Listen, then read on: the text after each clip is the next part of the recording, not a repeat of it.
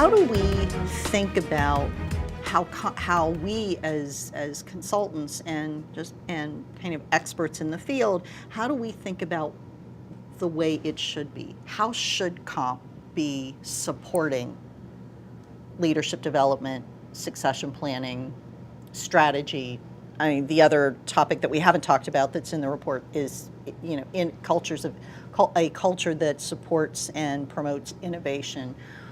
What are the things, kind of tangible things that we should be advising boards around in that regard to improve the current state of affairs? Setting up a compensation program based on the prevalence of practices amongst your industry, your peers, or general industry, however you define your marketplace, doesn't make any sense because it destroys your competitive advantage. Right. And it doesn't customize your compensation program to your culture, the talent pool you currently have in place. Because let's be honest, not every CFO is created equally.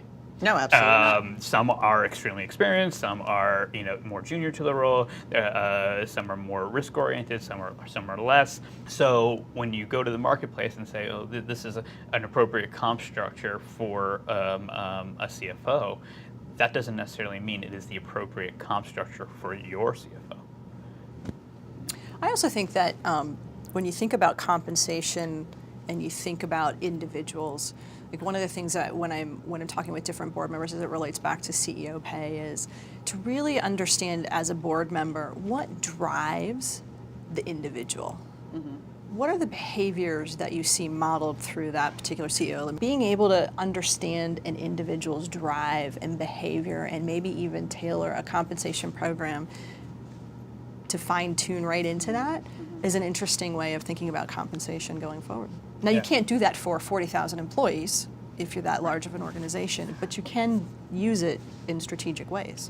Well, it's interesting because your immediate thing was I can do it for CEO, I can do it for CFO, I can't do it for 40,000 employees, and yet you think about the benefits that an organization can get in terms of culture and employee engagement. Oh, yes. and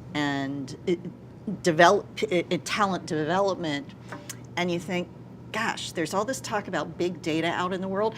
Can we really not do it for 40,000 employees? I mean, that would be my challenge as well, is that I think you can do it for 40,000 employees, or for whatever your employee population is, within parameters. Mm-hmm. And so I think what that basically means is use things like big data to understand your employee population a little bit better, but have more introduction of choice in their compensation programs within sort of set parameters.